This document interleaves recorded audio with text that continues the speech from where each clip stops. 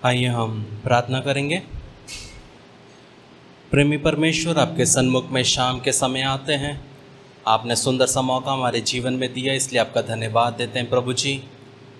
प्रभु जी, आपने प्रभु जी पिछले दिनों आप हमारे साथ रहे, हर दुख मुसीबत बीमारी से एक्सीडेंट से बचा के रखा, इसलिए आपका धन्यवाद देते हैं प्रभु जी। फिर से आपने प्रभु जी हमें यहाँ पे एकत्रित होने के लिए मदद किया, इसलिए आपका धन्यवाद देते हैं प्रभु जी।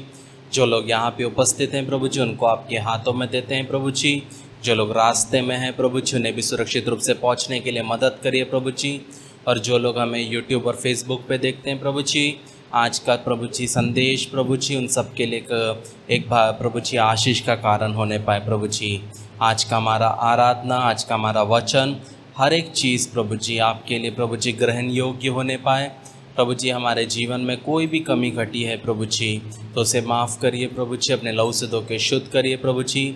और प्रभु जी पवित्र आत्मा, आपका हम स्वागत करते हैं। आप हमारे बीच में जुम्बिश करिए और आप प्रभु पवित्र आत्मा हमारी अगुवाई करिए। ऐसा आप कर रहे हैं, इसलिए आपका धन्यवाद देते हैं। छोटी सी विनती आपके बेटे यीशु नासरी के नाम से मांगते हैं, सुन और कबूल कर।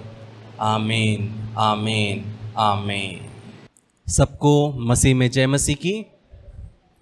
मैं विश्वास करता हूँ कि आप अच्छे हैं, भले चंगे हैं, और सबको हैप्पी रिजरेक्शन डे।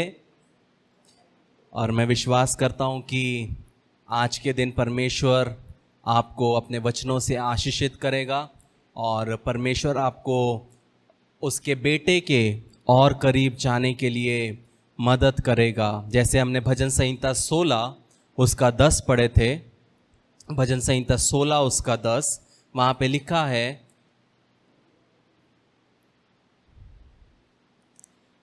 क्योंकि तू मेरे प्राण को अधोलोक में ना छोड़ेगा और ना अपने पवित्र भक्त को सड़ने देगा।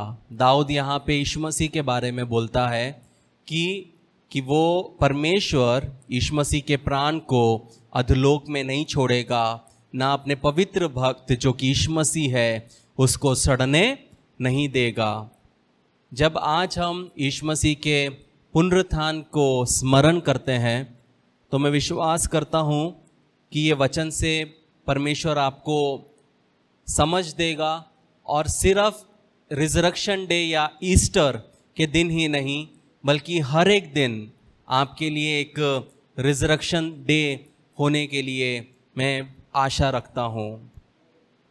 जब कोई व्यक्ति मरता है, साधारण व्यक्ति, उसको लोग याद करते हैं। कितने दिन याद करते हैं? 3 दिन, 4 दिन, 1 हफ्ता। लेकिन जो परिवार है वो कुछ महीनों तक याद करता है। लेकिन धीरे धीरे लोग क्या करते हैं, फिर सिर्फ साल में एक बार याद करते हैं। ठीक आता है याद, लेकिन कम हो जाता है। लेकिन वहीं पे सोच के देखिए, एक बहुत बड़ा व्यक्ति, बहुत फेमस, जिसको पूरी दुनिया जानती है, वो न्यूज़ में आता है, हर दिन के न्यूज़ के चर्चों में रहता है, अखबारों में आता है, यूट्यूब में ब्लॉगिंग होती है उसके बारे में। ऐसा एक व्यक्ति आप सोच के देखिए कि वो जीवित है, और कुछ दिनों के बाद आपको सुनाई में आता है कि वो व्यक्ति की मृत्यु हो गई है। और वो व्यक्ति की मृत्यु हो गई है। अब न्यूज़ चैनल में सिर्फ एक ही चीज़ आ रहा है कि ये जो व्यक्ति था उसकी मृत्यु हो गई है। आपको कैसा लगेगा? आप सोचेंगे अच्छा व्यक्ति था, अच्छा काम करता था, बहुत फेमस था, बहुत गरीबों के लिए किया। उसके बाद आप जीवन को जीते हैं, लेकिन 3 दिन के बाद या कुछ दिनों के बाद अचानक से न्यूज़ फ्लैश होता है कि जो व्यक्ति मरा था वो जी उठा। फिर से न्यूज़ चैनल्स में वो खबरें छपने लगी, अखबारों में आने लगी, जो व्यक्ति मरा था वो जी उठा। लोग जब काम करने जा रहे हैं तो उसके बारे में बात कर रहे हैं कि तुझे याद है कि वो जो मर गया था वो जी उठा। वो बोलता, हाँ मैंने सुना है, मैं ऐसा कुछ हुआ है, क्या सच में ऐसा कुछ हुआ है? यही परिस्थिति थी यरूशलेम में जब यीशु मसीह मृतकों में से जी उठे। जब उसकी मृत्यु हुई तो बहुत से लोग शौक में चले गए, लेकिन जब 3 दिन के बाद वो जी उठे तब क्या हुआ? बहुत लोगों के जवान में बहुत लोग इसी प्रकार सोच रहे थे कि यीशु मसीह जी उठे, हर एक जन बात कर रहे थे, कुछ लोग उस पर विश्वास करते थे, कुछ लोग उस पर विश्वास नहीं करते थे। ये मैंने एक उदाहरण दिया आपको समझने के लिए। जब यीशु मसीह फिर से जी उठे तब उस समय का माहौल किस प्रकार था। जब हम मृत्यु के बारे में देखते हैं तो 3 प्रकार से अलग अलग प्रकार से लोग मृत्यु को समझते हैं और उसकी मान्यताएं हैं। सबसे पहला जो मृत्यु होता है लोग समझते हैं वो है पूर्ण जीवन।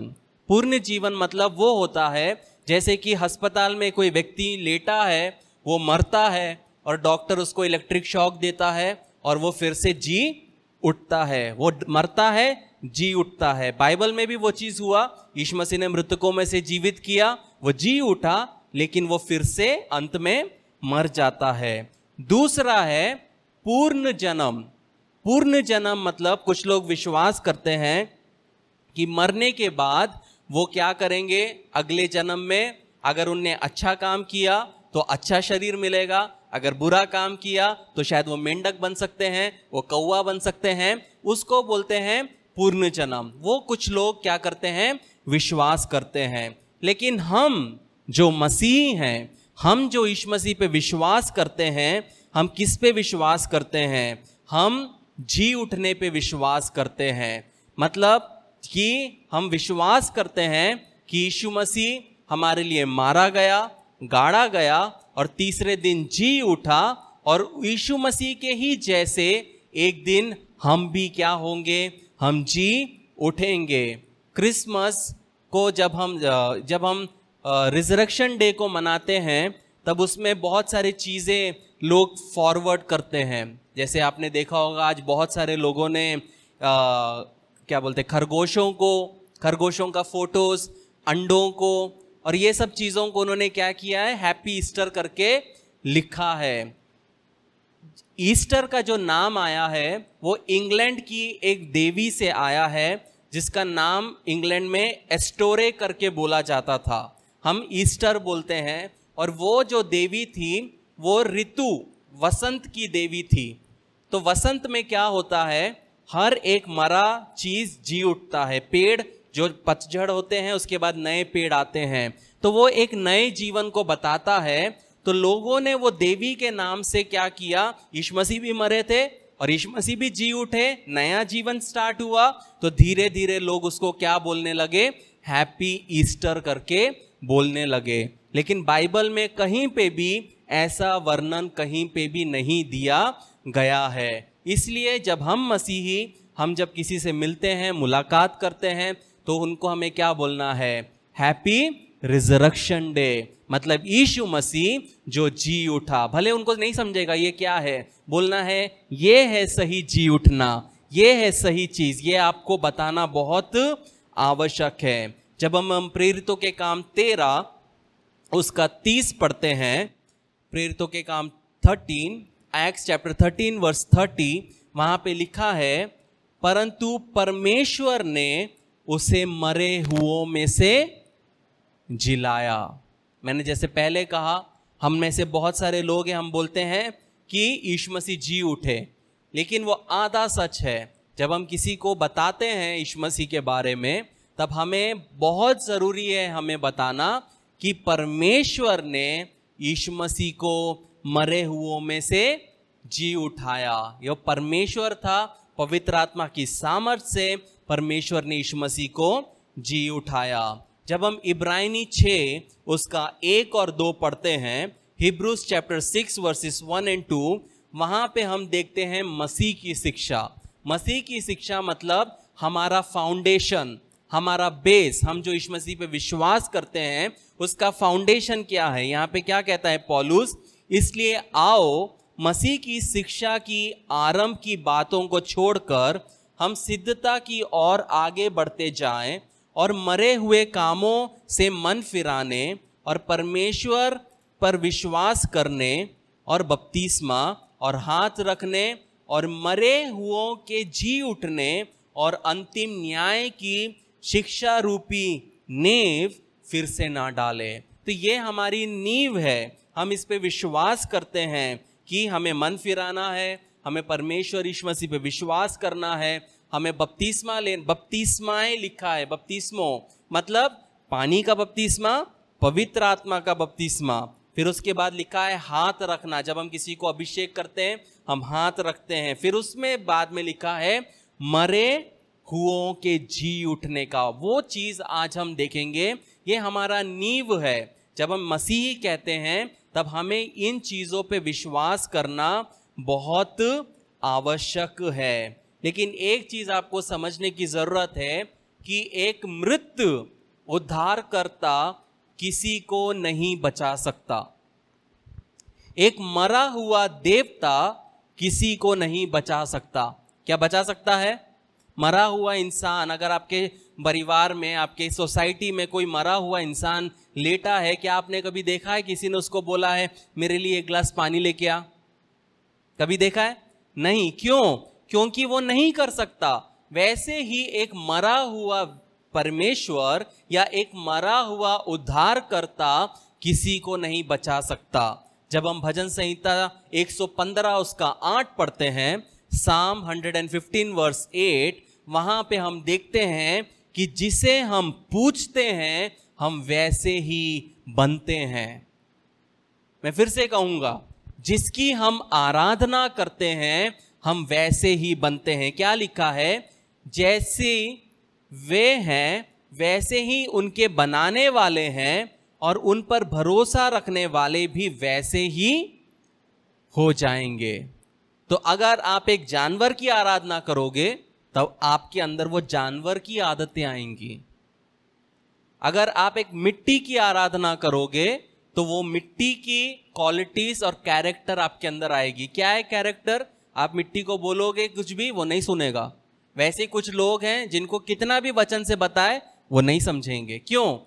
क्योंकि वो समझ में आता है कि वो किसकी आराधना कर रहे हैं। लेकिन जब हम जीवित परमेश्वर की आराधना करते हैं, जब हम यीशु मसीह की आराधना करते हैं, उसका कैरेक्टर हमारे जीवन में आता है। उसका जो स्नेह है वो स्नेह हम दूसरों को दिखाते हैं। वो जैसे हमारी मदद करता है हम लोगों की मदद करता है। जैसे वो हमारी दुहाई को सुनता है हम लोगों की दुहाई को सुनते हैं। इसलिए जब हम यीशु मसीह की आराधना करते हैं तब आपको एक चीज समझना है कि मुझे यीशु मसीह जैसा बनना है, मेरे को उस व्यक्ति के जैसा बनना है, उसके कैरेक्टर्स मेरे जीवन में होना बहुत आवश्यक है। जब मैं किसी से सवाल पूछता हूँ कि गॉस्पल क्या है, सुसमाचार क्या है, बहुत सारे लोग बोलते हैं सुसमाचार क्या है? जॉन 3:16। कितने लोग बोलते हैं जो जॉन 3:16 सुसमाचार है? क्या मैं आपका हाथ देख सकता हूं?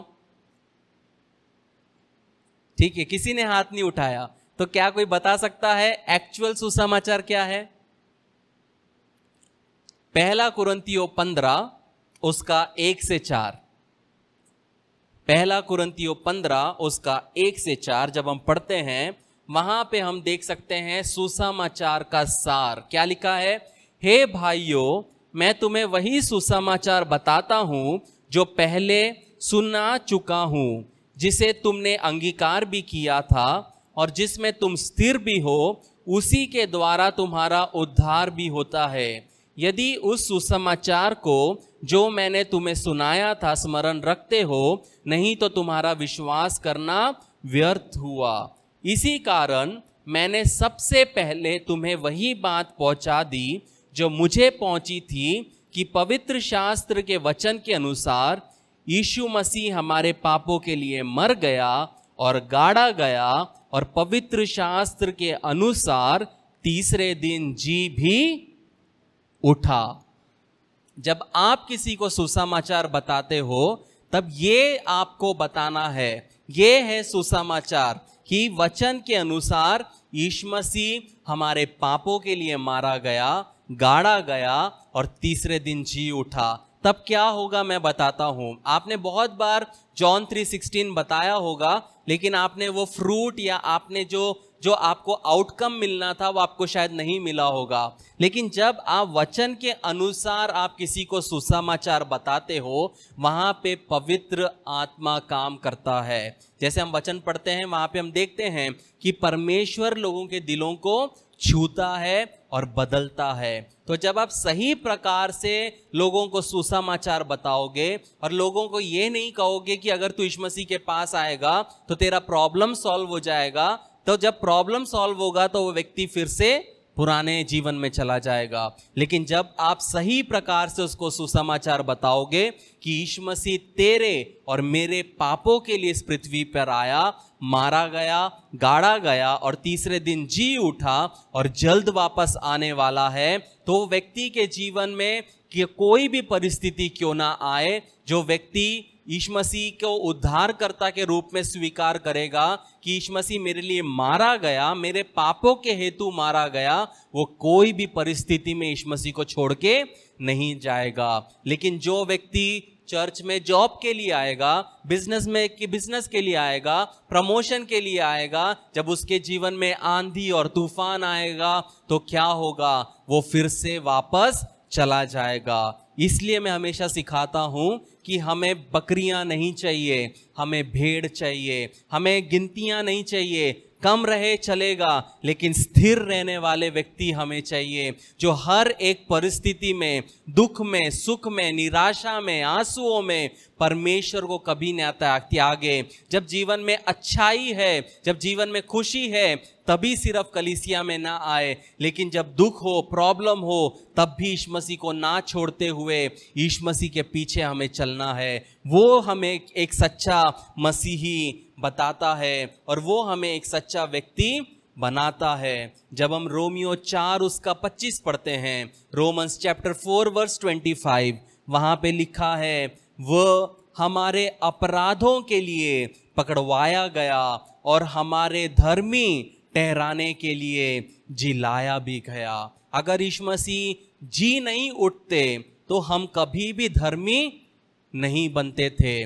बहुत जरूरी है ये समझना कि वो हमारे अपराधों के लिए पकड़वाया गया और हमारे धर्मी ठहराने के लिए क्या हुआ, वो जी उठा। तो समझने की जरूरत है, अगर यीशु मसीह जी नहीं उठता तो आप कभी भी धर्मी नहीं ठहरते। जब हम पहला कुरिन्थियों 15 उसका 14 पढ़ते हैं, जब हम 1 Corinthians 15 वर्स 14 पढ़ते हैं, वहां पे लिखा है, यदि मसीह भी नहीं जी उठा तो हमारा प्रचार करना भी व्यर्थ है और तुम्हारा विश्वास भी क्या है, व्यर्थ है। अगर यीशु मसीह जी नहीं उठते तो मेरा प्रचार करना व्यर्थ है और आपका विश्वास करना व्यर्थ है। लेकिन यीशु मसीह जी उठे, इसलिए मेरा प्रचार करना व्यर्थ नहीं है और आपका और हमारा विश्वास करना व्यर्थ नहीं है। इसलिए हमें पुनरुत्थान के बारे में समझना और उसको अपने जीवन में लागू करना बहुत ज़रूरी है। जब हम लूका 16 उसका 19 से 31 तक पढ़ते हैं, वहाँ पे हमें एक कहानी देखते हैं अमीर इंसान और लाजरस के बारे में। हम पढ़ेंगे नहीं, उसमें से सिर्फ कुछ पॉइंट्स को मैं आपको बताना चाहता हूँ। जब हम वो जगह पढ़ते हैं, जब हम वो वचन को पढ़ते हैं, पहला चीज़ हम समझते हैं कि हमारी मौत हमारी पहचान नहीं बदलती। जब आपकी और मेरी मृत्यु होगी और मृत्यु होने के बाद जब हम जी उठेंगे, या हम जब मरने के बाद शरीर मिलने के पहले मसीह के भी साथ रहेंगे, हमारा पहचान नहीं बदलेगा। जो अमीर इंसान नरक में था वो अमीर इंसान था, वो समझता था, और जो गरीब इंसान लाजरस था वो भले अब्राहम के पास था लेकिन उसको याद था कि वो क्या था, वो गरीब था। दूसरी चीज, मृत्यु के बाद भी हम एक दूसरे को पहचान पाएंगे। जो अमीर इंसान था उसने लाजरस को दूर से देखा और दूर से देखने के बाद उसने पहचान लिया, ये तो वही लाजरस है जो मेरे घर के बाहर है। जब आपकी और मेरी मृत्यु होगी, उसके बाद भी जब हम स्वर्ग में रहेंगे, तब हम एक दूसरे को पहचान पाएंगे। तीसरा चीज, आपको याद होगा, जब आप मरने के बाद भी आपको याद होगा कि आप इस दुनिया में किस प्रकार रहे हो। जब अमीर इंसान बोलता है कि मेरे और भी 5 भाई पृथ्वी पर है, उसको स्मरण है कि उसने किस प्रकार का जीवन जिया। मतलब मरने के बाद भी आप जब स्वर्ग में जाओगे, आपके मरने के पहले हो सकता है आपके दोस्त लोग मरे होंगे, आपके माता पिता मरे होंगे, आपके रिलेटिव्स मरे होंगे।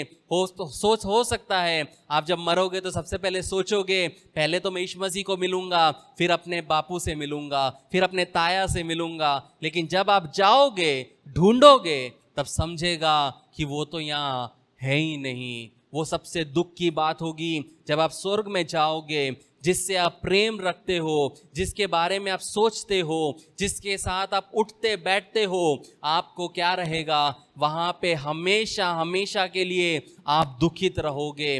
जब मैं पुराने घर में रहता था, वहाँ पे मेरे घर के बाजू में एक अंकल रहते थे और हमेशा मुझे पवित्र आत्मा अगुवाई करता था कि उनके पास जा, उनको वचन से बता, उनको बाइबल दे। लेकिन मैं कभी करता नहीं था। तब मैं 13-14 साल का था, मैंने उस चीज़ को इग्नोर किया।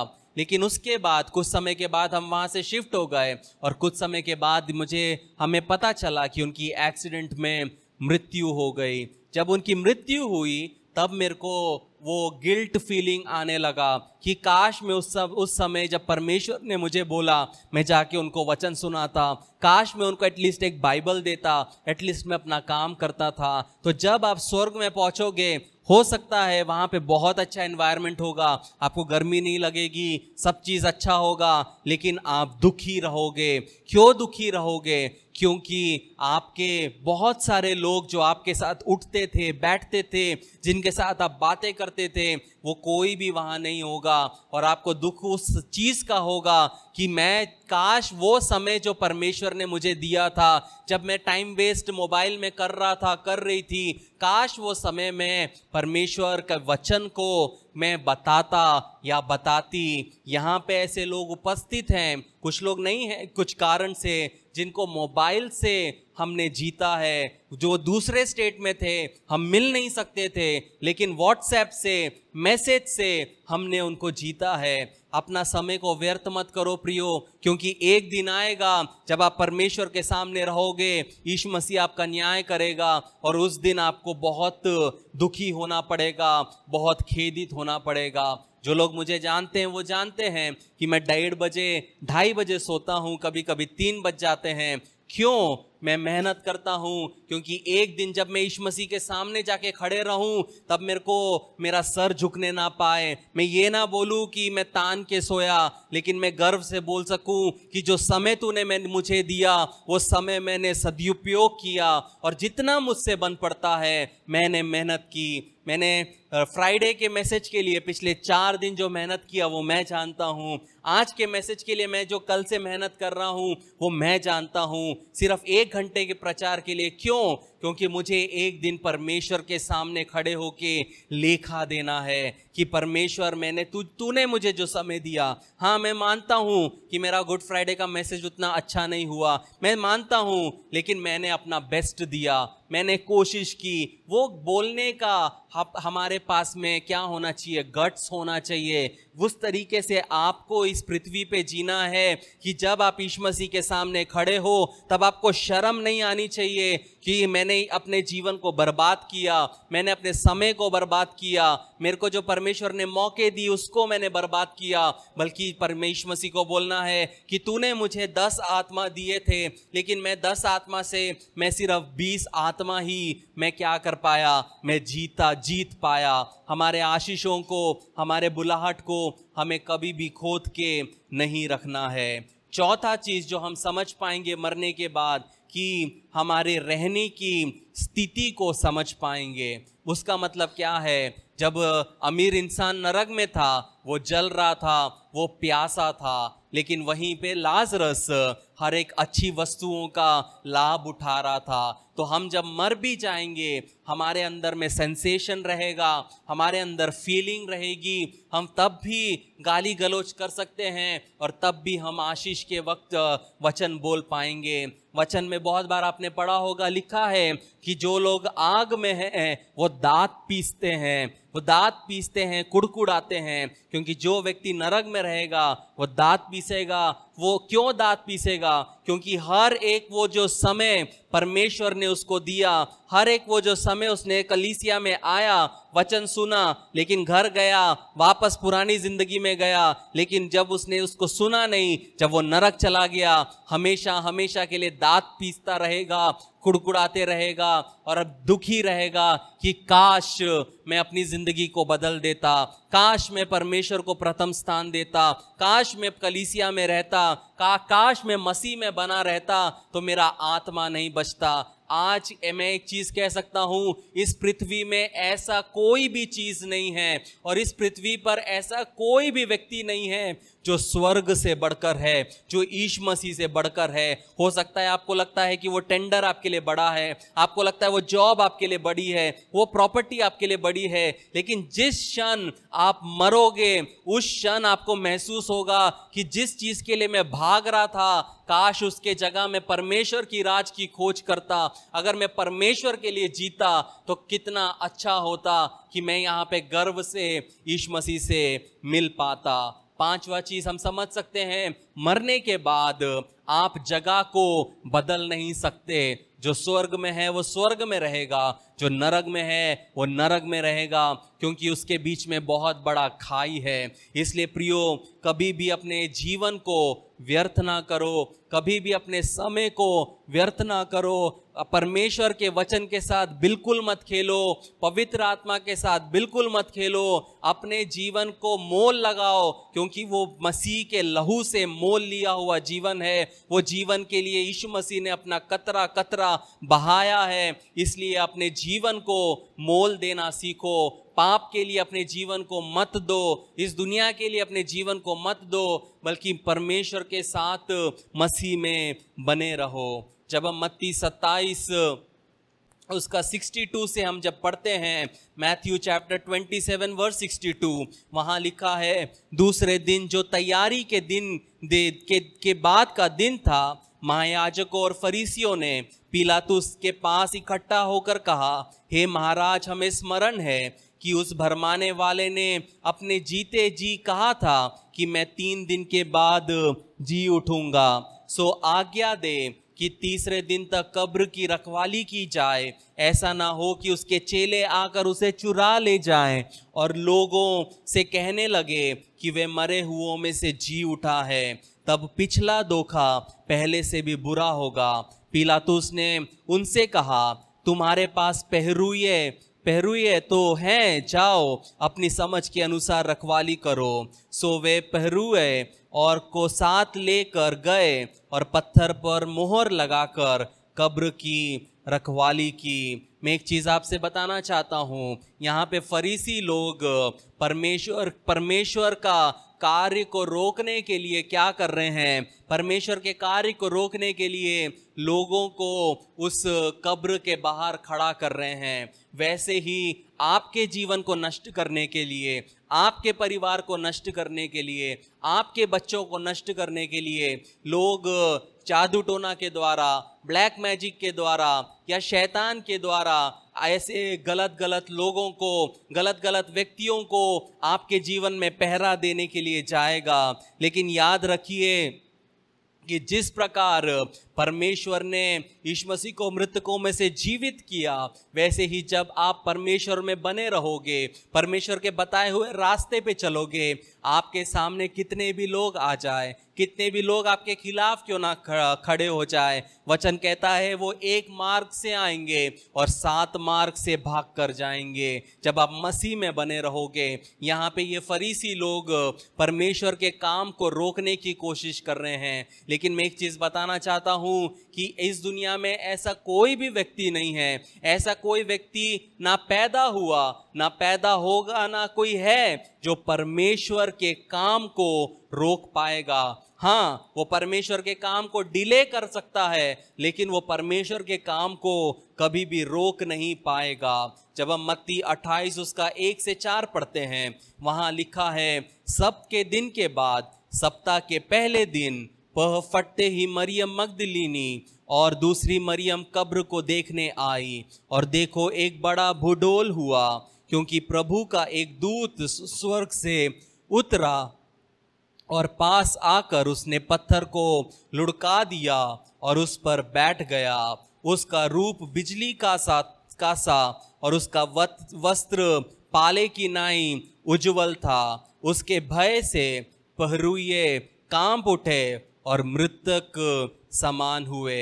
मेरा पहला सवाल ये है कि वो स्वर्गदूतों ने पत्थर को हटाया, और पत्थर को हटाने के बाद उस पर बैठने की क्या जरूरत थी? वो दिखाता है प्रियो, जब परमेश्वर ने अपने स्वर्गदूत को वहां भेजा, स्वर्गदूत ने बोला कि मैं ये पत्थर को तो हटाता हूँ, उसके ऊपर बैठ के बोला कि मैं देखता हूँ कि इस पत्थर को वापस कौन रखता है, क्योंकि स्वर्गदूत को पता है कि ऐसे लोग आएंगे कि जब पत्थर को लुढ़का हुआ पाएंगे तो वापस उसको बंद करने की कोशिश करेंगे, लेकिन स्वर्गदूत वहां पे पत्थर के ऊपर बैठा रहा।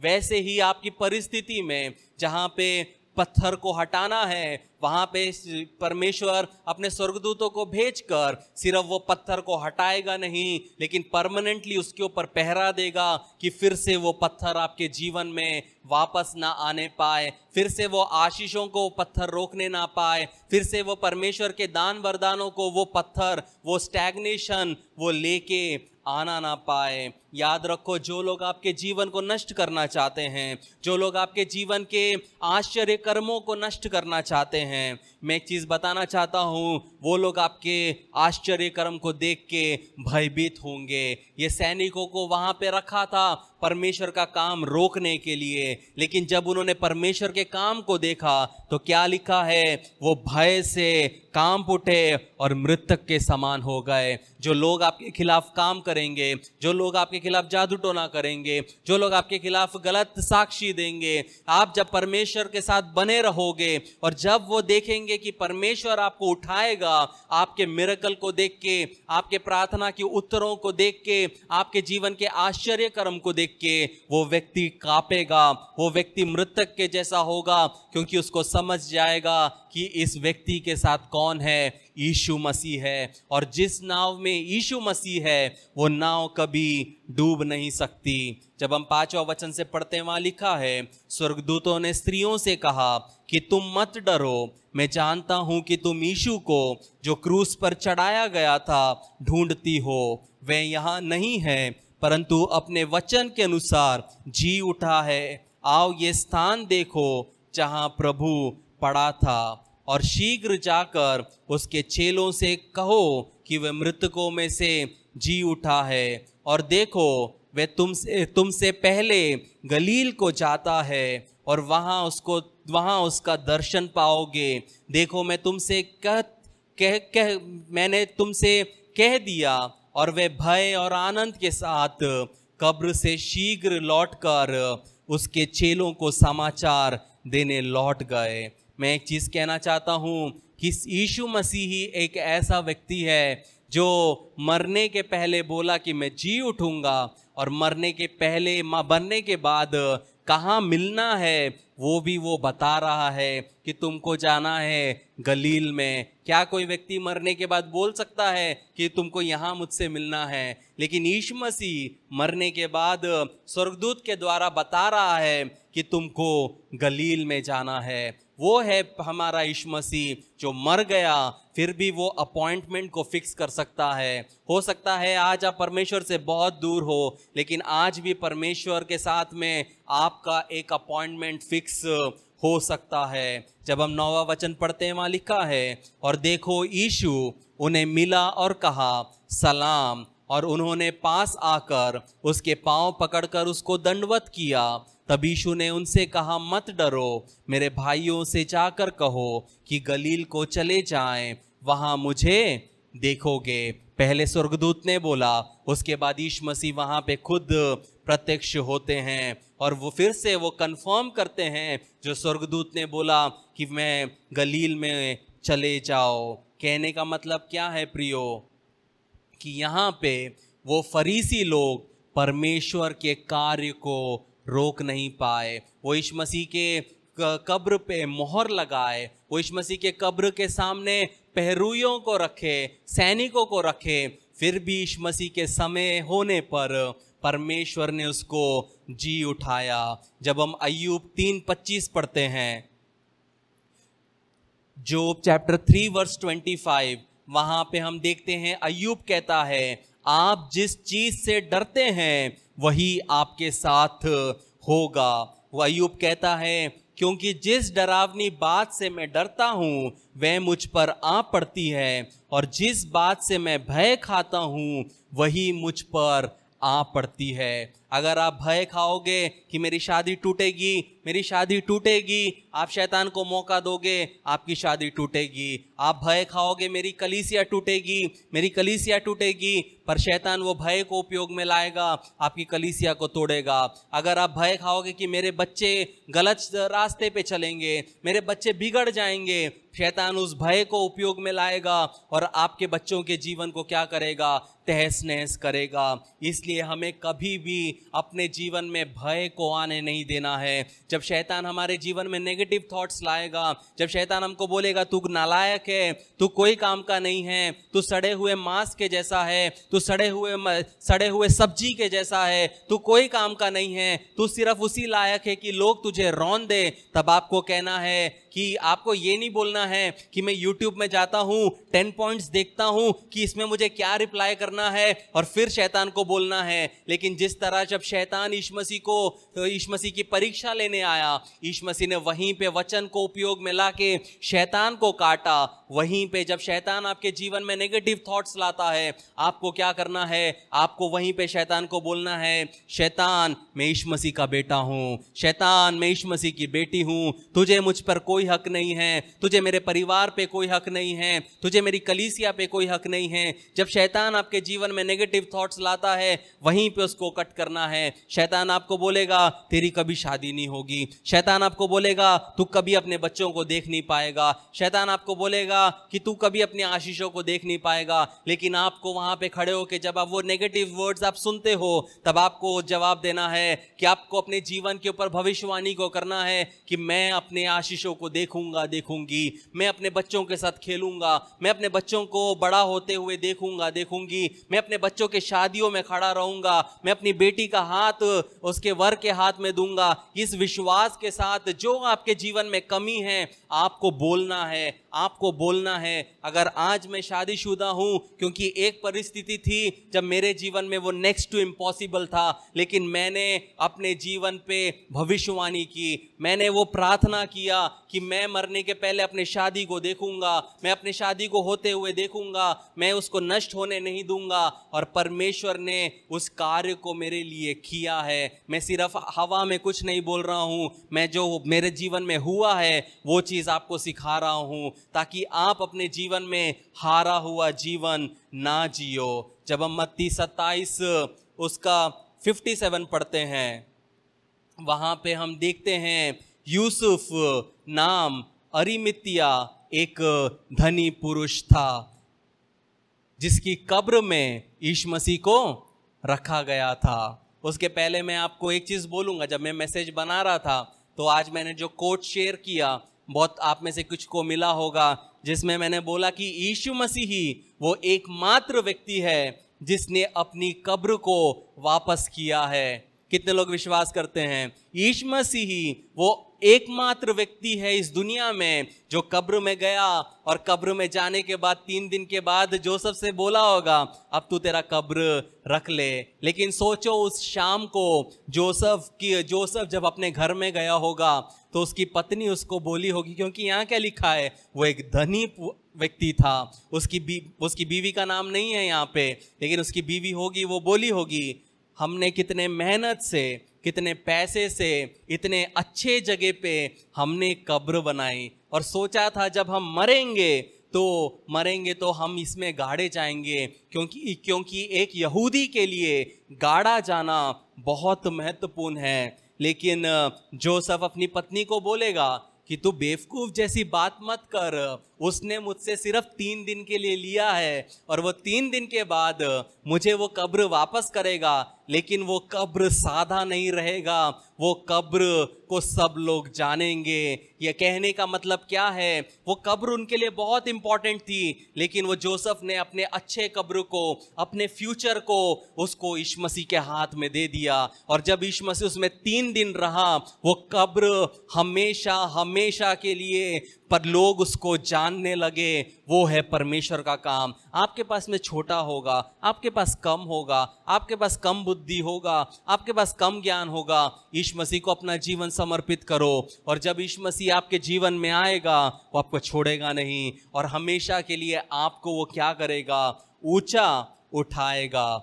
जब हम मत्ती 28 उसका 11 से पढ़ते हैं, वहां लिखा है, वे जा ही रहे थी कि देखो पहरुइयों में से कितनों ने नगर में आकर पूरा हाल महायाजकों से कह सुनाया।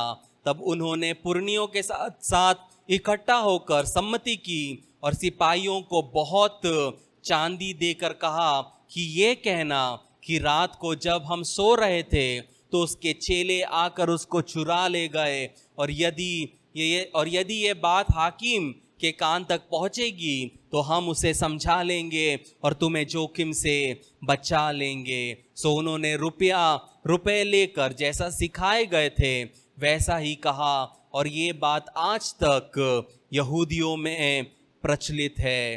कहने का मतलब क्या है प्रियो, यहाँ पे लोग, फरीसी लोग जो परमेश्वर के लोग थे, वो परमेश्वर के काम को पैसे के द्वारा दबाने की कोशिश कर रहे हैं, क्योंकि उनको इनसिक्योरिटी है। लेकिन कहने का मतलब है, जब आप परमेश्वर के साथ चलोगे, कितना भी लोग आपको डुबाने के लिए, आपको बुरा बताने के लिए कितना भी पैसा खर्च क्यों ना करे, परमेश्वर आपको ऊंचा करेगा। भले वो सैनिकों ने सच्चाई नहीं बोला, लेकिन वो 11 शिष्यों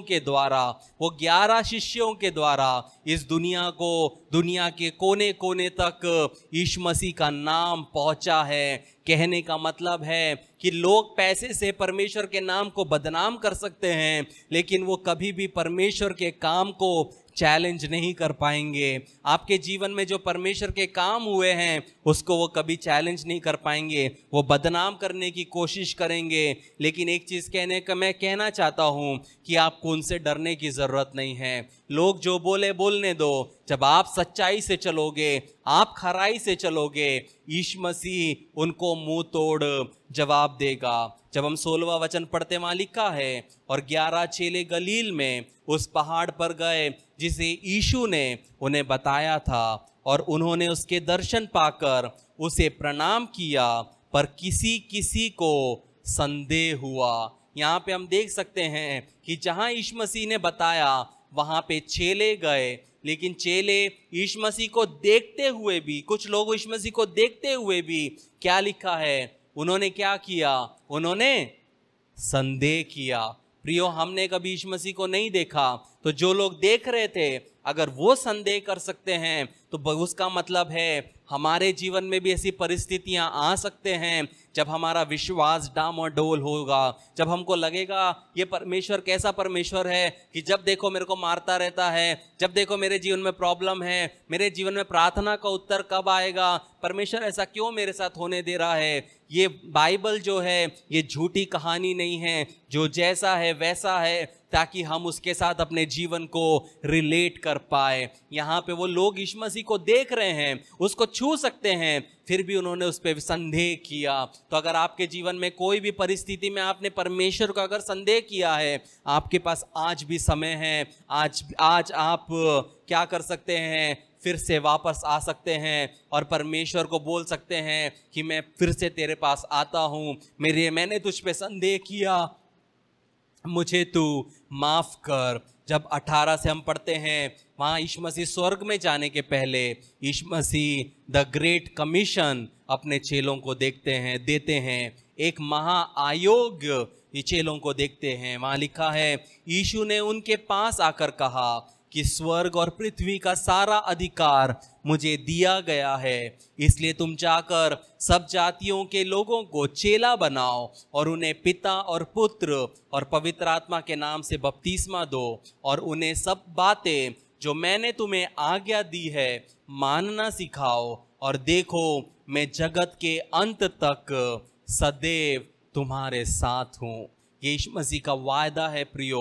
आपकी माँ आपको छोड़ सकती है, आपके पिता आपको छोड़ सकते हैं, अगर वो ऐसे नहीं छोड़ेंगे तो एक दिन मृत्यु आएगी और वो मृत्यु क्या होगी, उनको लेके चले जाएगी। जब आपके घर में मृत्यु होती है तब आप को कभी ऐसा नहीं बोलना है कि मेरी मम्मी मेरे घर से चली गई, मेरे पापा मेरे घर से चले गए, लेकिन जब आपके घर में मृत्यु होती है तब आपको बोलना है मेरी मम्मी अपने घर पे गई है, मेरे पापा अपने घर पे गए हैं। उस प्रकार का विश्वासी हमने बनना है। ये घर, ये जमीन, ये हमारा नहीं है, हम कुछ समय के लिए है। हमारा सही जगह स्वर्ग में है, जहाँ पे हमें जाके हमेशा यीशु मसीह के साथ रहना है। क्या यीशु मसीह ने यह आज्ञा दे के खत्म हो गया?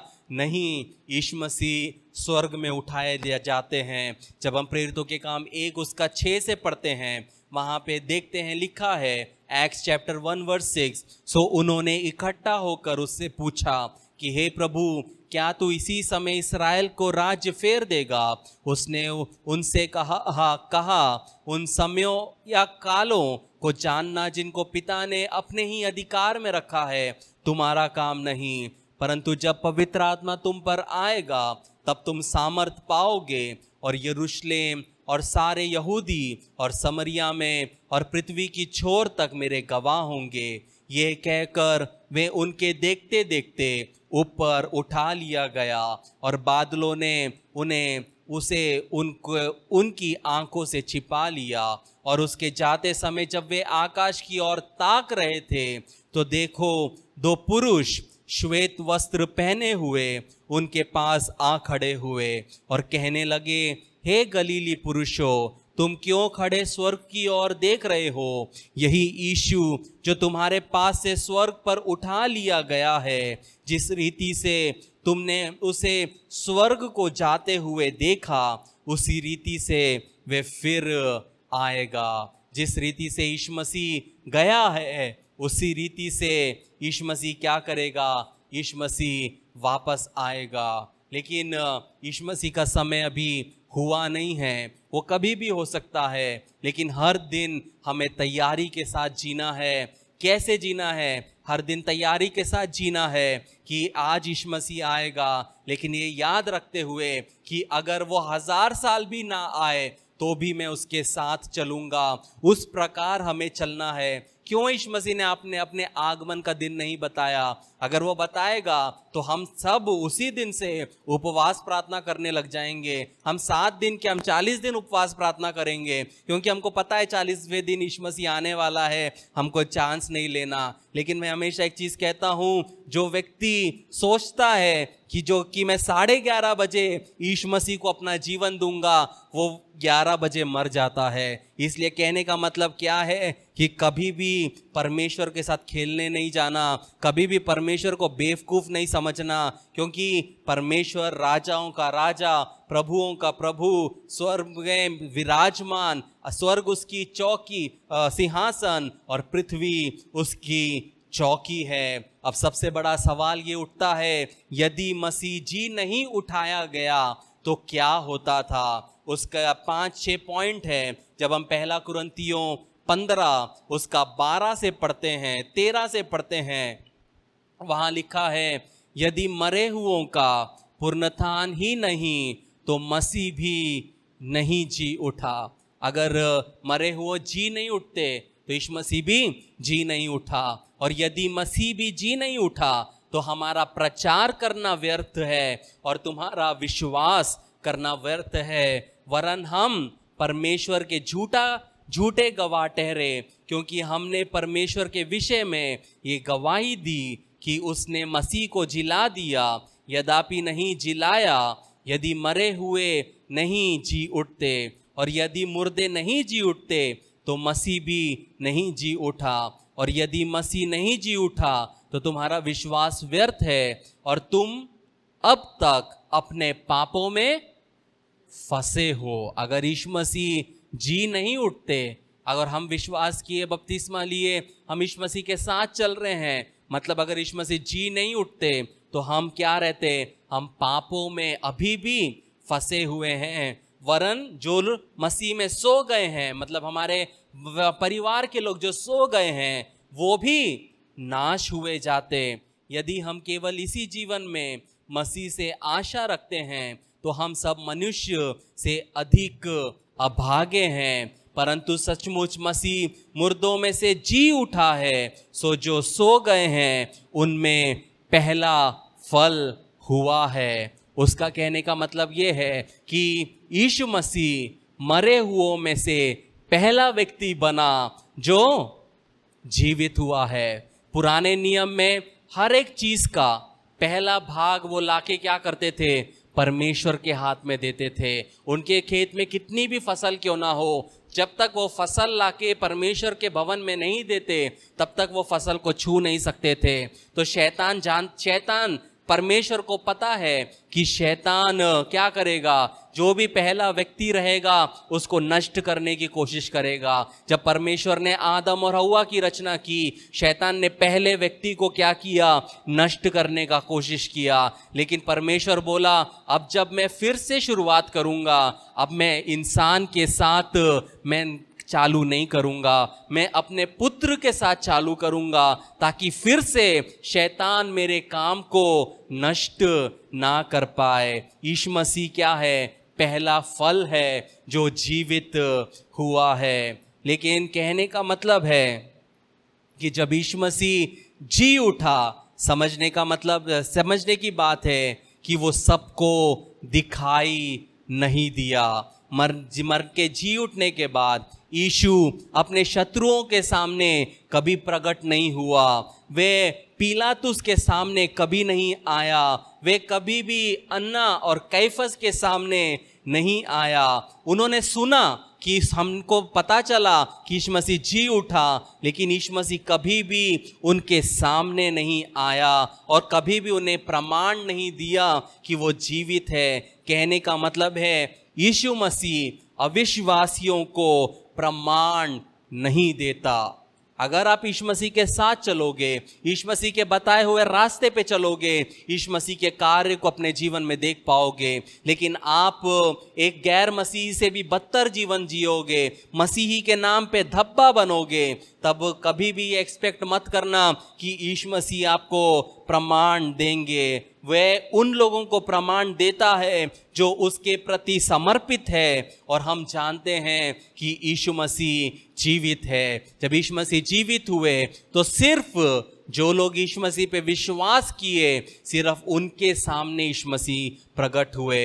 अगर आप यीशु मसीह को अपने दिल से पुकारोगे, उसके साथ चलोगे, तो आज भी यीशु मसीह आपसे बात कर सकते हैं, आपको दर्शन दे सकते हैं। एक नया सवाल आता है, मुझे नहीं पता आपने कभी सोचा होगा कि यीशु के नए कपड़े कहाँ से आए? कभी आपने सोचा है? कितने लोगों ने सोचा है? क्या मैं हाथ देख सकता हूँ? एक सिस्टर ने सोचा है। हम हमेशा बोलते हैं यीशु मसीह जी उठा, यीशु मसीह जी उठा, लेकिन जब हम यीशु मसीह के मृत्यु को जी उठने को देखते हैं तो जो कपड़े से यीशु मसीह लपेटा गया था वो कपड़ा वहीं पे था। तो यीशु मसीह के पास कपड़े कहाँ से आए? उत्तर बहुत आसान है। जिस परमेश्वर ने एक नया शरीर यीशु मसीह को दिया, उसी परमेश्वर ने यीशु मसीह को एक नया वस्त्र भी दिया। जब आदम और हव्वा ने पाप किया, अपने हाथों से उन्होंने पत्तों से अपने लिए कपड़े बुने, लेकिन यीशु मसीह ने, परमेश्वर ने क्या किया? एक मेमने को मारा और उसकी चमड़ी से क्या किया? वो आदम को क्या किया? आदम को वो वस्त्र पहनाया। और जब परमेश्वर का पुत्र जब वो आया जीवित होके, परमेश्वर ने उसको धार्मिकता का नया वस्त्र पहनाया। जब आप और मैं पाप करते हैं प्रियो, बहुत इंपॉर्टेंट चीज बताने जा रहा हूं। जब आप और मैं पाप करते हैं, दो चीजें होती है।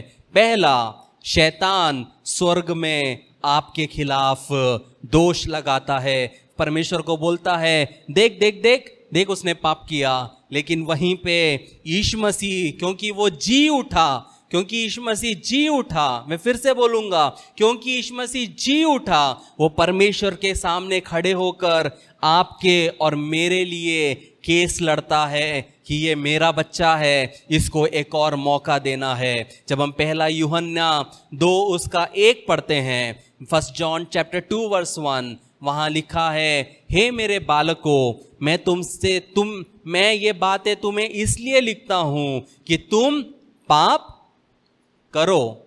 क्या लिखा है? पाप ना करो, और यदि कोई पाप करे तो पिता के पास हमारा एक सहायक है, अर्थात धार्मिक यीशु मसीह। अगर यीशु मसीह जी नहीं उठता तो शैतान हमेशा हमारा क्या करता है? हमारे खिलाफ बोलता रहता। वही है एक शैतान का क्या आदत कि वो मसीहों के खिलाफ बोलता रहता। आप में से लोग ऐसे पासबानों को जानते होंगे कि जब भी वो मुंह खोलते हैं तो दूसरे पासबानों के खिलाफ बोलते रहते। वो किसकी कैरेक्टर दिखा रहे हैं? वो शैतान का कैरेक्टर दिखा रहे हैं। इसलिए जो व्यक्ति वैसा करता है, इमीडिएटली उसको ब्लॉक लिस्ट में डालो, अनफ्रेंड करो, अपने जीवन से निकालो, क्योंकि ऐसे व्यक्ति ही आपको नरक में लेके जाएंगे। एक और सवाल उठता है कि जो यीशु मसीह का नया शरीर था वो कैसा था? मेरे पास समय नहीं है, मैं पूरा नहीं बताऊंगा, लेकिन वो शरीर आपको और मुझे भी, अगर हम विश्वास योग्य रहे तो हमें मिलेगा। यीशु मसीह के शरीर में घाव के निशान थे। यीशु मसीह खाना खा सकते थे, यीशु मसीह पी सकते थे, यीशु मसीह को वो छू सकते थे। यीशु मसीह, लेकिन पहले जब यीशु मसीह यात्रा करते थे तब यीशु मसीह को समय लगता था, लेकिन जब हम बाइबल पढ़ते हैं वहाँ पे हम देखते हैं जब 2 चेले एमेसस को जाते हैं, उनके साथ यीशु मसीह चलते चलते आते हैं, और जब वो यीशु मसीह को पहचानते हैं,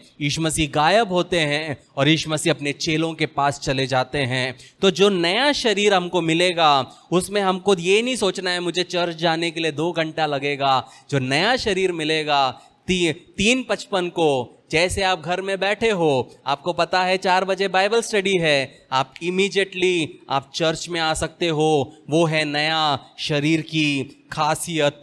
उसके बाद नया शरीर, जब हम वचन पढ़ते हैं, चेले डरे हुए कमरे में बंद थे, दरवाजा लगा हुआ था, यीशु मसीह उनके बीच में आ गया। वो क्या दिखाता है? नया जो शरीर मिलेगा, ये दीवार हमको रोक नहीं पाएगी। ऐसा कोई केज नहीं है, ऐसा कोई प्रिजन नहीं है, जेल नहीं है जो हमें रोक पाएगा। हम बिना कोई डर से हर एक जगह से दूसरे जगह में जा सकते हैं। वो बैठ सकता है, वो बोल सकता है। ऐसे बहुत सारी नई चीज़ें क्या है उस नए शरीर में होने पाएगी। कहने का मतलब है प्रियो, वो शरीर के बारे में आप जितना सोचोगे उतना कम है। उसमें बीमारी नहीं है, उसमें पाप नहीं है, आप कभी बूढ़े नहीं होंगे। ऐसे बहुत से लोग हैं जो बुजुर्ग नहीं होना है इसलिए लाखों रुपए क्या करते हैं, वो अपने शरीर के ऊपर पैसा लगाते हैं। लेकिन जो यीशु मसीह का नया शरीर हमको जब मिलेगा, आपको टेंशन नहीं है, आपको फेशियल कराने का टेंशन नहीं है, आपको डिटॉक्स करने का टेंशन नहीं है। एक अच्छा शरीर जो कभी बीमार नहीं होता, जो कभी मरेगा नहीं, हमेशा वो शरीर जीवित होगा। एक आखिरी सवाल जो उठता है कि जब हम यूहन्ना 21 उसका 12 पढ़ते हैं, मुझे नहीं पता आपने कभी सोचा होगा, लेकिन इस वक्त ये चीज़ को समझने की ज़रूरत है। जॉन चैप्टर 21 वर्स 12 वहाँ लिखा है, यीशु ने उनसे कहा कि आओ भोजन करें, और चेलों में से किसी का हियाव ना हुआ कि उससे पूछे तू कौन है, क्योंकि वे जानते थे कि हो ना हो ये प्रभु ही है।